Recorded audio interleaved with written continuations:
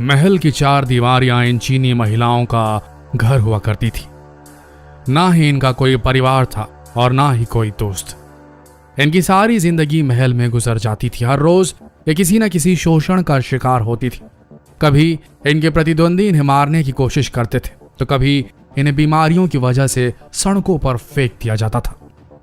कभी कभी इन्हें तोहफों के रूप में दूसरों को भेंट कर दिया जाता था। और जब ये इन सब चीजों से तंग आ जाती थी तब ये फांसी लगाकर आत्महत्या कर लिया करती थी। आज हम बात करेंगे प्राचीन चीनी साम्राज्य की दासियों की, जिन्हें प्राचीन चीन के राजा अपने शौक और अपने मनोरंजन के लिए महलों में कैदी बनाकर रखा करते थे। सबसे हैरान करने वाली बात यह है कि महिलाएं खुद महलों की कैदी बनने के लिए उत्सुक रहती थी और एक दासी बनने के लिए इन्हें कठिन परीक्षा से गुजरना पड़ता था। एक दासी बनने के लिए इन्हें इतनी परीक्षाओं से गुजारा जाता था जिसकी आप कल्पना भी नहीं कर सकते। तो आइए जानते हैं कि प्राचीन चीनी साम्राज्य में दासियों को कैसे महल में रखा जाता था और उनका जीवन कैसे इस महल में गुजरता था। इन्हें कॉन्क्यूबिन्स कहा जाता है। चीनी कॉन्क्यूबिन्स, चीन की रखैलें। चीन में एक बहुत मशहूर कहावत है जो ये बताती है कि क्यों पुरुषों को एक से ज्यादा महिलाओं की जरूरत होती है और वहीं महिलाओं को सारी जिंदगी सिर्फ एक पुरुष के साथ ही एडजस्ट करना पड़ता है। चीन की कहावत कहती है कि एक टी पॉट के लिए 4 कप हो सकते हैं लेकिन एक कप के लिए 4 टी पॉट नहीं हो सकते। इस घृणित कहावत को सुनने के बाद आपको प्राचीन चीनी मानसिकता की घिन समझ आ रही होगी। यानी कि एक पुरुष के लिए 4 महिलाएं हो सकती हैं लेकिन एक महिला के लिए 4 पुरुष नहीं हो सकते। आपको बता दें कि चीन के प्राचीन साम्राज्य में दासियों को महलों में रखना शाही अंदाज माना जाता था और इन्हें कॉन्क्यूबिन्स कहा जाता था। और ऐसा इसलिए था क्योंकि उस समय की महिलाओं के पास सिर्फ 4 ऑप्शंस होते थे। या तो वो किसी की पत्नी बन जाएं, किसी की नौकरानी, किसी की दासी या फिर एक वैश्या। और इन महिलाओं को दासी बनने का काम सबसे सरल और आसान लगता था क्योंकि इससे उन्हें सुरक्षा मिलती थी, संरक्षण मिलता था और फाइनेंशियल स्टेटस भी। अगर इन महिलाओं को अपनी जिंदगी में शादी करने के लिए कोई पति नहीं मिलता तो ये महिलाएं दासी बनना एक वेश्या बनने से ज्यादा सुरक्षित समझती थी। और एक बार जब ये किसी राजा के शाही महल में दासी बन जाती थी, कॉन्क्यूबिन बन जाती थी, तब ये अपनी पूरी जिंदगी उस महल में कैदी बनकर गुजार देती थी। फिर ना वो अपने परिवार से मिल सकती थी ना अपने दोस्तों से। अगर उनका परिवार उनसे मिलने भी आता तो बिना इजाजत के उन्हें मिलने नहीं दिया जाता था। एक बार महल में आ जाने के बाद इन पर सैनिकों द्वारा कड़ी निगरानी रखी जाती थी ताकि किसी से मिल न सके। इस बात पर भी नजर रखी जाती थी कि ये कॉन्क्यूबिन्स किसी और से संबंध न बना ले और अगर कोई कॉन्क्यूबिन ऐसा करती हुए पकड़ी जाती थी तो उसे मृत्यु दंड दिया जाता था। इन कॉन्क्यूबिन दासियों की जिंदगी का सबसे खराब पहलू यह था कि अपनी पूरी जिंदगी राजा और उस साम्राज्य के नाम पर बिता देती थी।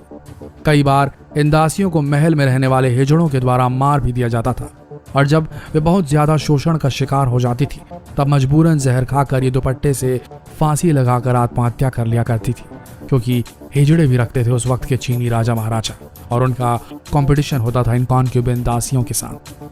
लेकिन ऐसा नहीं है कि चीन के इन प्राचीन साम्राज्यों के राजाओं के लिए किसी को भी दासी बना लिया जाता था, बल्कि दासी बनने के लिए इन्हें एक कठिन परीक्षा से गुजरना पड़ता था। इसी तरह चीन के प्राचीन मिंग साम्राज्य में एक राजा हुआ करते थे जिनका नाम था तियांकी। और आपको बता दें कि इस राजा के लिए दासी चुनने का काम महलों में रहने वाले हिजड़े किया करते थे। आइए जानते हैं किस तरह से इस राजा के लिए दासियां चुनी जाती थी। कॉन्क्यूबिन दासी चुनने के लिए महल के कुछ हिजड़ों को देश के बाहर भेजा जाता था और ये हिजड़े 5000 ऐसी कुमारी लड़कियों को चुनते थे जिनकी उम्र 13 से 16 साल तक की होती थी और जो एक कॉन्क्यूबिन दासी बनने के लिए उत्सुक होती थी। वहां पहुंचकर ये सबसे पहले लड़कियों की रूपरेखा को देखते थे। ये लोग देखते थे कि कोई लड़की ज्यादा लंबी तो नहीं, कोई ज्यादा मोटी तो नहीं या कोई ज्यादा पतली तो नहीं। फिर इन 5000 चुनी हुई लड़कियों में से 1000 लड़कियों को एलिमिनेट कर दिया जाता था, यानी कि उन्हें दासी बनने की इस प्रक्रिया से, कॉन्क्यूबिन बनने की इस परीक्षा से हटा दिया जाता था। फिर इसके दूसरे दिन महल से आए ये हिजड़े लड़कियों की आवाज और शब्दों के उच्चारण करने के तरीके को बखूबी जांचते थे और फिर इस रेस में 2000 लड़कियां एलिमिनेट हो जाती थी। तीसरे दिन ये लड़कियों के शारीरिक अंगों को जांचते थे, जैसे कि लड़कियों के होंठ कैसे हैं, उनके पैर कैसे हैं, उनके हाथ कैसे हैं और यहाँ तक कि उनके स्तन कैसे हैं। और फिर इस जांच में 1000 और लड़कियों को हटा दिया जाता था। चौथे दिन बाकी बची हुई लड़कियों की गहन मेडिकल जांच की जाती थी कि इन्हें कोई बीमारी तो नहीं है। या कोई उनमें अपंग तो नहीं, और इस जांच में 700 और लड़कियों को एलिमिनेट कर दिया जाता था। बाकी बची हुई 300 लड़कियों को महल में कॉन्क्यूबिन दासी बनाकर लाया जाता था और फिर इन्हें कड़ी निगरानी में रखा जाता था। महल में आने के बाद भी इन लड़कियों की परीक्षा खत्म नहीं होती थी। महल में आने के बाद इनकी बुद्धि, इनका स्वभाव परखा जाता था और उसके हिसाब से इन्हें रैंक दिया जाता था। यानी कि जिस लड़की की बुद्धि सबसे तेज हो, जो व्यवहार में सबसे अच्छी हो, उसे सबसे ऊंचे रैंक पर रखा जाता था। आखिर में इन सभी चीजों को जांच परख कर सिर्फ 50 लड़कियों को चुना जाता था और इन 50 लड़कियों को चुनने के बाद इन्हें राजा के सामने पेश कर दिया जाता था। और सबसे हैरानी की बात यह कि राजा इन 50 लड़कियों में से सिर्फ 3 लड़कियों को अपने लिए चुनते थे और बाकी लड़कियों को राजा के मंत्री और बाकी सभापति रख लिया करते थे। आपको बता दें कि उस समय इन 50 लड़कियों को लक्की 50 कहा जाता था, क्योंकि ये वो लड़कियां थी जिन्होंने कॉन्क्यूबिन दासी बनने की इस कड़ी परीक्षा को पास कर लिया था। एक बार जब ये लड़कियां महलों की दासी बन जाती थी, कॉन्क्यूबिन बन जाती थी, तब इन्हें रैंक के हिसाब से महलों में रखा जाता था। यानी कि जिसका रैंक सबसे ज्यादा होता था उसे स्पेशल कैटेगरी में रखा जाता था।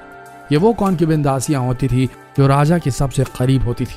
इसलिए एक अच्छे और ऊंचे रैंक को हासिल करने के लिए ये दासियां हमेशा एक दूसरे से मुकाबला किया करती थी, जिसकी वजह से ये एक दूसरे से जलने भी लगती थी।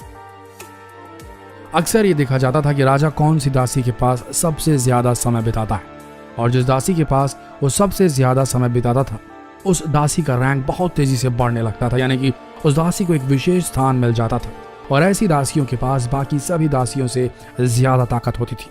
यहाँ तक कि कई कॉन्क्यूबिन दासियां राजाओं को इतनी पसंद आ जाती थी कि वो उनकी पत्नी भी बन जाती थी। ऐसा ही कुछ चीन की प्राचीन साम्राज्य की कॉन्क्यूबिन दासियां थी जो राजा की पत्नी बनी, जिनके नाम थे सीगजी और वू जीतियान।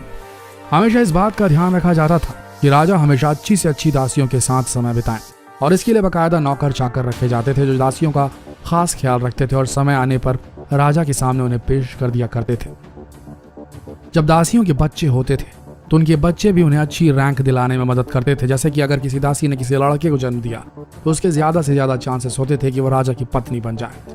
वहीं अगर किसी दासी को बच्चा नहीं होता था तो उसके रैंक को गिरा दिया जाता था और यहाँ तक कि उसे महल से बाहर भी निकाल दिया जाता था। हालांकि ऐसी भी दासियां होती थी जो अपनी पूरी जिंदगी राजा के इंतजार में गुजार देती थी और राजा उनसे मिलते ही नहीं आते थे। इनकी जिंदगी 4 दीवार में कैद हो जाती थी, क्योंकि ना ही उस समय इनका कोई दोस्त होता था, ना ही परिवार, और ये इसी तरह अपनी पूरी जिंदगी उन महलों में गुजार दिया करती थी। हालांकि कॉन्क्यूबिन दासियों के कोई दोस्त नहीं होते थे, लेकिन उनके प्रतिद्वंदी हमेशा उनके आसपास रहते थे। महल की हर कॉन्क्यूबिन दासी अच्छे रैंक हासिल करने के लिए राजा के और करीब जाने के लिए पूरी एड़ी चोटी का जोर लगा देती थी। ये दासियां राजा के करीब जाने के लिए किसी भी हद तक जा सकती थी। ये भी देखा गया कि कई दासियां दूसरी दासियों को जहर देकर या किसी भी तरीके से मार दिया करती थी ताकि कंपटीशन कम हो जाए। एक अच्छे रैंक हासिल करने के लिए राजा के करीब जाने के लिए पूरी जिंदगी अपनी प्रतिद्वंदियों से लड़ाइयां करती रहती थी, लेकिन महल में इनका कोई भी दोस्त नहीं होता था, ना ही इन्हें महल से बाहर जाने की इजाजत दी जाती थी। लेकिन ये महल से एक शर्त पर बाहर जा सकती थी, अगर राजा अपनी किसी दासी को दूसरे राजा को तोहफे के रूप में भेंट करते। लेकिन इससे इनकी जिंदगी में कोई बदलाव नहीं आता था, बल्कि ये एक जेल से निकलकर दूसरी जेल चली जाती थी। एक और तरीका था जिसकी वजह से ये महल से बाहर जा सकती थी। अगर कोई दासी बीमार हो जाती थी तो उसे महल के बाहर छोड़ दिया जाता था और उसके बदले दूसरी दासी को रख लिया जाता था। दोस्तों, ये थी प्राचीन चीनी साम्राज्य की दासियां कॉन्क्यूबिन की कथा, जिनकी पूरी जिंदगी एक आदमी के इंतजार में गुजर जाया करती थी, वहां का राजा। तो ये था प्राचीन चीनी साम्राज्य का वो काला सच जो आज हमने आप सबके सामने उजागर कर दिया। जितना हो सके इस वीडियो को शेयर करें। मिलते हैं अगले वीडियो में, तब तक के लिए इस वीडियो के साथ बने रहने के लिए आप सबका धन्यवाद।